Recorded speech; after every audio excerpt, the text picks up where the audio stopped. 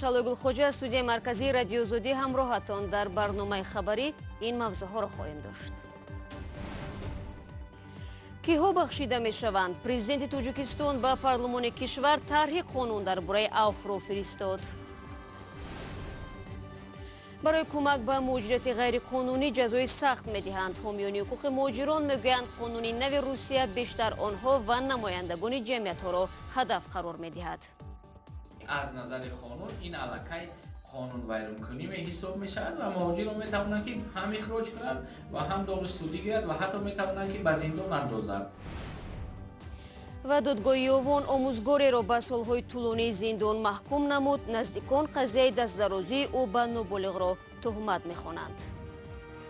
отам гуфтае ки ман накардам, ман падарвор ай пешони гудар бошне шахмат хай бӯсӣ кардем, ай пешониш ранги падарвораш мегам. Тоҷикистон дар арафаи афви умумии зиндониён қарор дорад. имрӯз президенти Эмомалӣ Раҳмон тарҳи қонуни ҷумҳурии Тоҷикистон дар бораи афви умумиро ба парлумон пешниҳод кард. дар Тоҷикистон дар солҳои истиқлол 15 дафъа қонуни афви маҳбусону боздоштшудаҳо қабул шудааст. лоиҳа дар сурати тасвиб барои ба озодӣ баромадани ҳазорҳо маҳбус ва ё кам шудани муҳлати ҳабси онҳо мусоидат мекунад. Мумин Аҳмадӣ бо бандҳои тарҳ ошно шуд ва дар ин бора маълумот медиҳад. дафтари матбуоти президенти Тоҷикистон мегӯяд, қонун дар бораи афв ба зиёда аз 20,000 нафар гумонбаршудагон, айбдоршавандагон, судшавандаҳо ва маҳкумшудагон татбиқ мегардад. ба гуфтаи манбаъ, фарқияти афви нав нисбат ба қонунҳои қаблӣ дар ин бора он аст, ки шумораи афвшавандаҳо зиёд мебошад.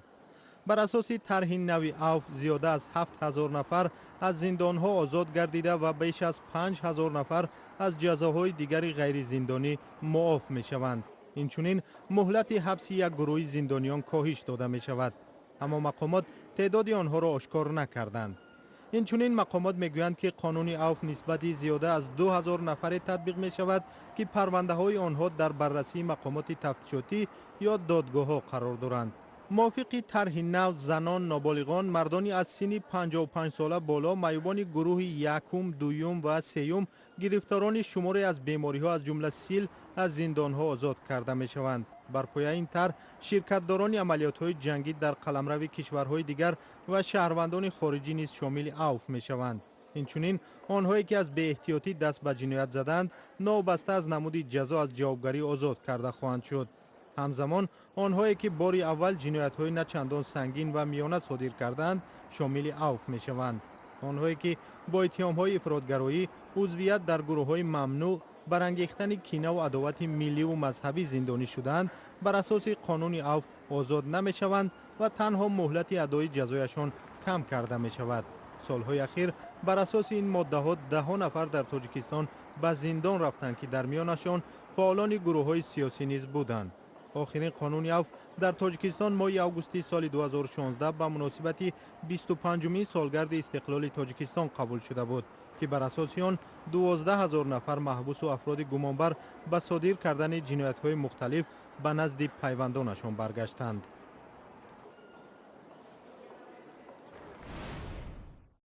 رو می‌ریم با موضوعهای دیگر. امروز پارلمان تاجیکستان با طرح تغییر الوه‌ها با کودکس جنایی موافقت کرد که طبق آن جزا برای کارمندان تفتیشات، مفتشان و نمایندگان حفظی حقوقی که در نسبت بازداشتشدگان شکنجه را روا می‌بینند سخت‌تر می‌شود. همکارم عبدالله اشورов در این باره بیشتر می‌داند و حالا در استودیو با ماست. عبدالله سلام. خب توجیکستان هنوز سال 2012 با توصیه سازمان‌های بین‌المللی حقوق انسان بند شکنجه را به کودکس جنایی وارد کرده بود. عین حال چه تغییراتی به این بند قانون جنایی وارد شده است؟ سلام شلا. پارلمان تاجیکستان روز 16 اکتبر تغییرات پیشنهاد شده به کودکس جنایی را قبول کرد. بعد اصلاح کودکس جنایی اکنون آنهایی که دست به شکنجه میزنند از 2 تا 15 سال به زندان محکوم میشوند. مقامات وزارت عدلیه تاجیکستان گفتند که این تغییرات به کودکس جنایی بر اساس توصیه‌های برنامه ضد شکنجه سازمان ملل متحد وارد کرده شده است. رستم شاه مراد وزیر عدلیه تاجیکستان در جلسه پارلمان در نزد وکیلان گفت هر نفر خواه نماینده مقامات دولتی یا غیر آن دست به شکنجه میزند جزای سنگین در انتظارش خواهد بود.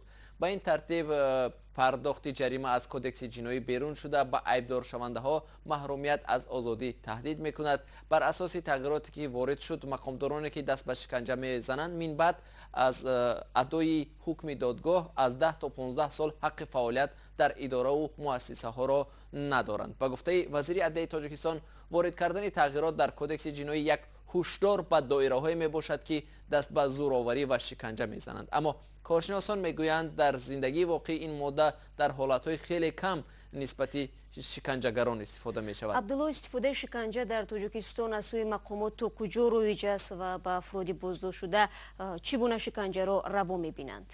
شالا بنابر گزارش های سازمان های حقوق انسان مثلا امنستی اینترنشنال در بیشتر حالت ها مفتشان برای گرفتن نشانداد از بازداشت شده ها و اقرار گناه او را مورد شکنجه قرار می دهند. بنابر شهادت حامیان حقوق انسان در تاجیکستان اصول های شکنجه به مثل نصب ناقل برق به بدن بازداشت شده، آویزان کردن ظرف های پر از آب و قم پلاستیکی به آلات جنسی مردان، تجاوز و یا تهدید به تجاوز، نفس گیر کنی، لط و کوب از بالای کتاب، سوزانیدن پوست با سیگار، محروم کردن از جای خواب خبر دادند. ائتلاف ضد شکنجه در تاجیکستان که حادثه های بدرفتاری با بازداشت شده و زندانی ها را نظارت میکند میگوید در سالهای 2011-2015 بیش از 200 حادثه شکنجه و مناسبت بیرحمانه را ثبت کردند.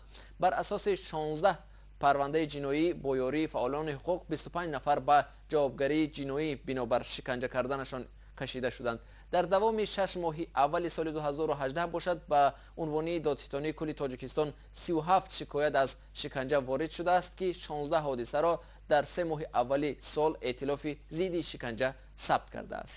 تشکر عبدالله برای صحبت فراگیر. دیروز دومای دولتی روسیه از قانون جانبداری نمود که تشکیل مهاجرت غیرقانونی در روسیه مجازات سنگین را پیش بینی میکند. سازمان‌های ملتگرا تا این دم مهاجران غیرقانونی را مشکل روسیه عنوان کرده از حکومت میخواستند با این روند مبارزه به امان برد. حالا منصبدارانی را که به بود و باش غیرقانونی مهاجران در حدود روسیه میان روی میکنند جزا میدهند. جزئیات بیشتری موضوع در گزارش کیومرسیتا.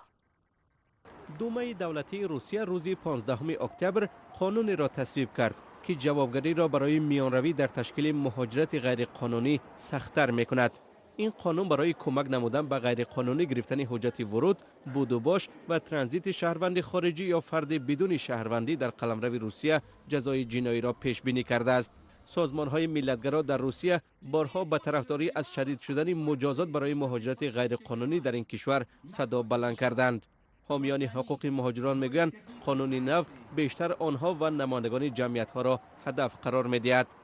این لایحه را دوما یا شورای وکیلان مردم شهری مسکو پیشنهاد کرده بود و روز سه‌شنبه از طرف مجلس فدرالی یا پلات بالایی پارلمان روسیه تصدیق شد.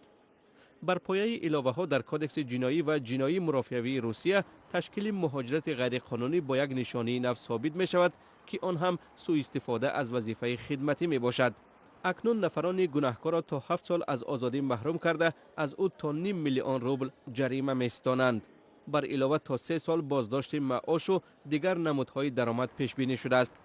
حامی حقوق مهاجران تاجیک در روسیه کریم جان یاروف میگوید چون این قانون پیشتر هم وجود داشت ولی این دفعه جزا سخت‌تر شده است. موافقه بندهای قانون چنین اومده است که حتی میتواند که اگر که یک مهاجر کاری رو یک دوستش یا یک خویشش یا که یک همشهریش یک جای خوب دهد یا که حتی 100 روبل یا که چند روبل که دهد برای از یک مکان به دیگر مکان رفتن است یا که یک در یک جشته حداقل خوراک خورند، این هم چنین یک یاری با اون مهاجر غیر قانونی میشد که از نظر قانون این علاقه قانون ویرانکنی حساب میشد و مهاجران میتوانند که هم اخراج کنند و هم داغ سودی گیرد و حتی میتوانند که به زندان اندازند. ماه ایول در شهر مسکو مفتشان همراه با خدمات امنیت فدرالی 3 کارمند ریاست امور مهاجرت را یکجا با چند منصبدار دیگر با اتهام تشکیل مهاجرت غیرقانونی دستگیر کرده بودند. تخمین می شود که آنها در سال 2018 هم به 190 مهاجر با راه غیرقانونی شرایط به اصطلاح رجیستراسیون را فراهم آوردند.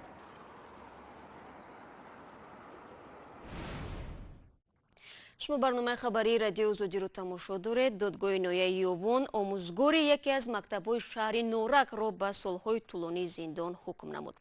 маҳкумшударо барои ба истилоҳ рафтори шаҳвонӣ бо хонандаи мактаб муҷозот карданд. вале наздикони ӯ мегӯянд айбнома беасос аст ва омӯзгор барои табрик кардани толибаи худ гирифтори додгоҳ шуд. сарангези наврӯзшоҳ ва шодмони ятим кӯшиш карданд ба ин қазия равшанӣ андозанд. наздикони омӯзгоре ки барои дастдарозӣ ба шогирди ноболиғаш 17.5 сол равонаи зиндон шуд, ин ҳукмро нисбати ӯ сангин мехонанд ва барои бознигарии он ба зинаҳои болоии додгоҳ шикоят бурдаанд. мехоҳам ки адолатона ҳамира дар чорчӯбаи қонун бидурӯбам. мо ягон талаб надорем дига, фақат падарамонро мехоҳем ки озод кунам. мирзохон алиев омӯзгори яке аз литсейҳои шаҳри Норак барои ҳаракати дорои хусусияти шаҳвонӣ бо истифодаи зӯроварӣ ба солҳои тӯлонии зиндон маҳкум шуд. ӯ бар асоси моддаи 139 қисми 4 кодекси ҷиноӣ гунаҳгор эълон шуд. омӯзгор ба гуфтаи онҳо фақат мехост шогирдашро ки дар сабқати шоҳмот пирӯз шуд табрик кунад ва гӯё ӯро буса кардааст.